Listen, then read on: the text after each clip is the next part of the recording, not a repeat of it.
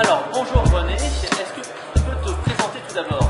Alors bonjour, je suis René, l'un des cofondateurs de WheezyShop. Donc WheezyShop, c'est une plateforme e-commerce qui permet à n'importe quel commerçant de créer, gérer, animer sa boutique en ligne.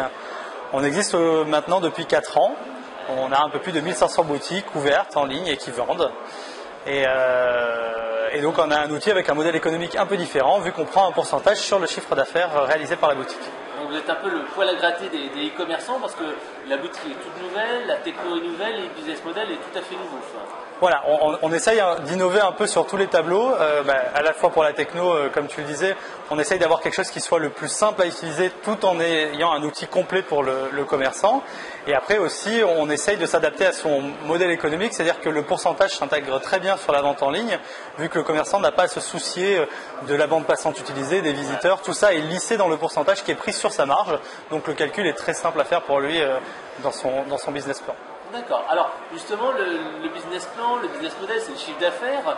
Quelles sont les 5 tendances, 5 conseils en fait que tu donnerais à quelqu'un pour son site internet? On a déjà fait 5 l'année dernière. Est-ce qu'il y a 5 nouveaux conseils que tu as vu émerger cette année? Alors, on a vu pas mal de choses émerger cette année. Pour moi, il y a 5 choses qui sont importantes qu'on peut retrouver. La première, c'est les places de marché qui prennent de plus en plus de place dans le business model des e-commerçants, c'est-à-dire que le commerçant va avoir sa boutique, ses produits dessus, mais il va aussi se servir des différentes places de marché où il va reverser les produits dessus, et donc par le biais d'un outil. Donc on connaît les grands outils ShoppingFlux, Lengo, EasyFlux, qui permet de faire ça très bien, et du coup de diffuser son catalogue chez Amazon, chez Rue du Commerce. Ça permet de capter en fait une audience qu'on n'a pas forcément en étant tout seul dans son coin. C'est ça, on capte une première audience, avoir une visibilité, de suite toucher un utilisateur que les gros acteurs tels que Amazon ont et peuvent apporter.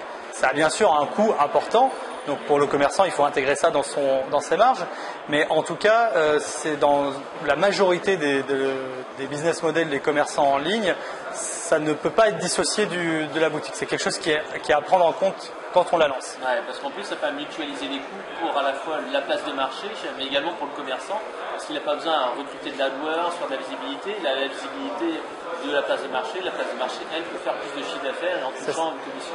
C'est ça. En fait, tout ce qui va être payé par le commerçant pour la place de marché représente tout bêtement tout ce qu'il aurait dépensé pour faire du marketing en ligne et faire venir son client. Là, c'est la place de marché qui s'en occupe pour lui et qui, bien sûr, lui facture à la fin. D'accord. Alors ça, c'était le premier conseil, ne pas oublier les places de marché. Le deuxième conseil, quel serait-il? Le deuxième conseil, pour moi, ça va être le service client. Il faut avoir une attention particulière au service client. C'est quelque chose qui remonte de plus en plus. Et on voit maintenant de plus en plus les clients s'exprimer sur la façon dont ça s'est passé, la vente, et qui cherchent, c'était très présent avant, mais ça l'est de plus en plus aujourd'hui, qui cherchent à savoir comment s'est passée la vente pour les précédents acheteurs. Voilà. Et donc affiner son service client, être très réactif et inciter aux commentaires des gens qui sont contents, un commentaire Facebook, même les commentaires sur la boutique, sur les produits. Bon, ça, les produits, ça va servir de la recommandation, c'est très important, mais aussi des commentaires sur l'expérience d'achat. On a intégré ça sur WheezyShop. Quand une personne a acheté sur une boutique, elle peut à la suite donner son avis sur l'achat sur la boutique et donc de dire si ça s'est bien passé ou non. Et si on laisse ça, vraiment l'utilité on laisse vraiment les clients commenter, on se retrouve avec des commentaires qui peuvent être très pertinents pour le futur client qui, en voyant ça, se dit « Ok, il y a eu des retours et ça me permet de me rendre compte que tout va bien se passer pour moi. » Même s'il peut y avoir des petites remontées de problèmes, ça donne un côté véridique. Voilà. Il faut pas que ça soit trop positif. Il ne faut pas que ça soit trop positif et il ne faut surtout pas essayer de manigancer ces commentaires parce que ça se voit très rapidement. D'accord, donc ça c'était le deuxième conseil, donc travailler son service client, la qualité de service derrière et si possible jouer sur la recommandation. C'est ça. Alors le troisième? Le troisième conseil, moi ça va être un conseil très technique, c'est la rapidité d'affichage du site internet. Pour moi c'est important qu'aujourd'hui un site s'affiche rapidement, ça l'est de plus en plus au niveau du référencement, ça l'est aussi énormément pour l'expérience d'achat du client qui va arriver sur le site internet. Les patients ne veulent pas attendre 30 secondes, si ça ne marche pas, ils disent allez c'est pas grave, je vais ailleurs. Voilà, il y a tellement d'offres sur le net que c'est très facile de passer d'un site à un autre pour le client et qui donc du coup si son expérience est un peu dégradée par une rapidité un peu amoindrie, un peu plus un peu plus lente à s'afficher, du coup il va rapidement changer de crèmerie. Donc il faut avoir une attention particulière à cette partie qui est assez technique pour le e-commerçant, mais qui peut rapidement se mesurer et qui peut avoir un impact très important sur les ventes. C'est comme en fait dans un commerce traditionnel, si ça donne pas envie de rentrer dans le commerce parce que la déco est pas terrible, la peinture est défraîchie, etc. Ça donne pas envie, on fait demi-tour. Dans un site internet, c'est pareil. Si c'est lent, si le design n'est pas beau, à ce moment-là, on part. C'est ça. Et puis aussi de savoir si pour avoir l'information, pour lire les informations sur mon produit, je vais devoir attendre. C'est comme si je devais faire la queue dans le magasin pour pouvoir toucher le produit, pour pouvoir le prendre dans les mains et lire ce qui est marqué dessus.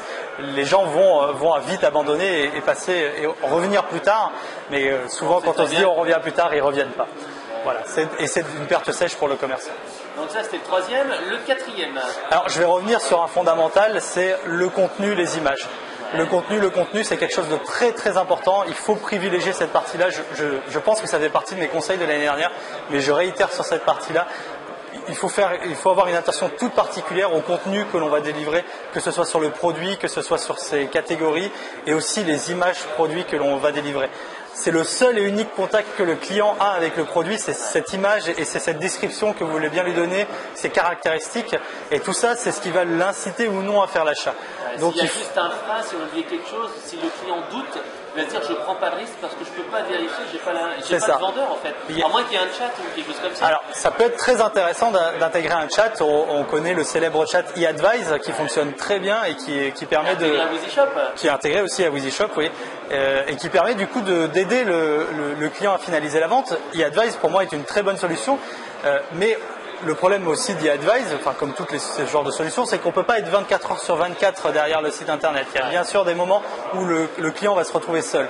Donc eAdvise c'est bien, je pense que si on peut l'utiliser sur sa boutique, il faut le faire, mais il faut aussi privilégier ce contenu qui permet à l'utilisateur de se faire une idée tout seul du produit et qui va permettre de répondre à certaines de ses questions avant de se dire peut-être que je vais le trouver ailleurs, et quand il le trouve ailleurs, il va peut-être même l'acheter ailleurs.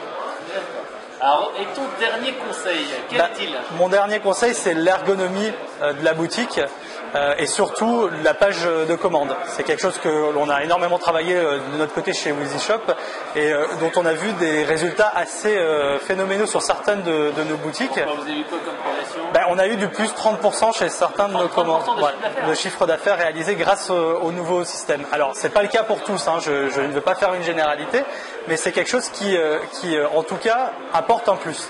C'est-à-dire qu'on a vu pour tous nos commerçants, depuis qu'on a mis en place ce nouveau système de commande, c'est-à-dire donc la page de commande de fin, qui est donc dans une seule et unique page, qui s'adapte automatiquement, qui est interfacée avec Facebook et PayPal, qui vous permet donc de vous identifier très rapidement et de récupérer les informations qui sont toujours très casse-pieds à rentrer, surtout grâce à PayPal qui nous permet de récupérer l'adresse de livraison et qui, si la personne s'identifie avec son compte PayPal, on a toutes les informations pour finaliser la vente, on n'a même plus besoin de lui demander quoi que ce soit. Donc si on simplifie la vie du client quand on est sur cette page qui est primordiale, on arrive à augmenter le taux de transformation de manière drastique. Et c'est non négligeable parce que c'est des moments où le client, souvent le client est déjà dans l'optique d'acheter. Mais quand il arrive sur cette page où on va lui demander ses identifiants, ses mots de passe, c'est pénible et souvent le client peut abandonner en se disant je ne vais pas le faire tout de suite, je vais le faire plus tard. Ça marche pas parce qu'il faut des minuscules. C'est ça. Nous on est parti du principe que déjà le mot de passe on ne le demande plus, c'est terminé. C'est quelque chose que l'on délivre automatiquement si la personne fait une commande. C'est de façon transparente, un compte lui est créé, mais il le sait même pas quand il s'inscrit. Il va juste donner son adresse email. Après, on va lui pousser sur son adresse email son mot de passe et il pourra se réidentifier. Et si on a intégré du Facebook Connect, du Facebook Registration ou du PayPal, là c'est encore mieux. La personne n'a même pas besoin d'avoir un mot de passe qu'on va lui pousser. Il va s'identifier avec son compte PayPal, avec son compte Facebook et tout va se passer beaucoup plus rapidement. Et ça vraiment, ce point-là où le client a déjà mis dans le panier, où il est prêt à acheter, on n'a plus qu'à le convertir. Si on peut lui donner tous les outils pour lui simplifier la vie, ça fonctionne beaucoup mieux pour le chiffre d'affaires du commerçant. D'accord. Alors justement, là tu parlais de Facebook Connect. Est-ce que tu vois une utilité vraiment importante? Est-ce que les gens commencent à l'utiliser? Ils ne créent plus de compte, mais à la traditionnelle commencent à utiliser Facebook Connect. Est-ce que vous avez des stats là-dessus? Alors, on a des stats sur... Alors nous on n'utilise pas Facebook Connect mais Facebook Registration. La différence c'est ça nous permet de récupérer quelques informations supplémentaires lors de l'inscription. Ça nous permet de pré-remplir le nom, le prénom, la date de naissance, parce que toutes ces informations-là, on arrive à les récupérer. Ça, c'est la première chose. On se rend compte que du coup, pour le client qui a l'habitude d'utiliser du Facebook Connect, pour lui, c'est très simple de dire j'appuie sur un bouton, je suis identifié, je reviens pour refaire une commande, je rappuie sur le bouton, j'ai même pas à me soucier de mon mot de passe, il m'identifie et du coup, je récupère mon compte avec mon adresse de livraison. Et ça plaît à les utilisateurs. Et ça marche bien aussi avec PayPal. Le PayPal Connect, PayPal Access, pardon. Donc on s'identifie aussi avec son compte PayPal. On n'est pas obligé vraiment de payer avec, mais en tout cas, ça nous permet de rapidement récupérer les informations et on se rend compte que les utilisateurs sont friands d'un outil qui leur permet d'aller plus vite et de ne pas avoir à se soucier de ça.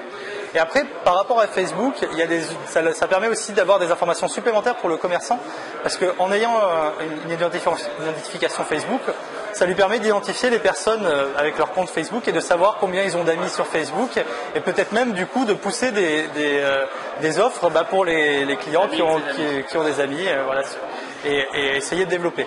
D'ailleurs, on voit des outils tels que SpreadButton, qui fonctionnent bien aujourd'hui, qui sont des outils comme ça qui utilisent la viralité de Facebook, mais avec un outil qui permet en fait de faire gagner les deux parties. Jusqu'à présent, on a souvent fait des choses autour de Facebook où on pousse une offre qui va être juste intéressante pour celui qui va la pousser, pour le parrain, ou juste pour la personne qui va la voir. Donc, soit c'est intéressant que pour le parrain, et donc du coup, la personne qui va recevoir l'offre ne va pas le faire, ou inversement, c'est intéressant juste pour celui qui la reçoit, et le parrain n'est pas vraiment motivé à l'envoyer. Et SpreadButton a bien compris ça et permet de pousser des offres qui sont intéressantes pour les deux parties, et qui en plus permet d'augmenter la présence du commerçant sur les réseaux sociaux, et surtout sur Facebook.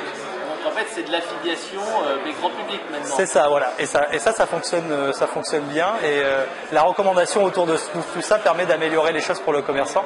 C'est des outils aussi qui peuvent être utiles pour le commerçant à réfléchir. Ok, allez. Donc, si on veut en savoir plus pour toi et donc savoir plus sur WheezyShop, sur quel site on va en fait? WheezyShop.com, ils vont avoir toutes les informations pour l'outil de WheezyShop.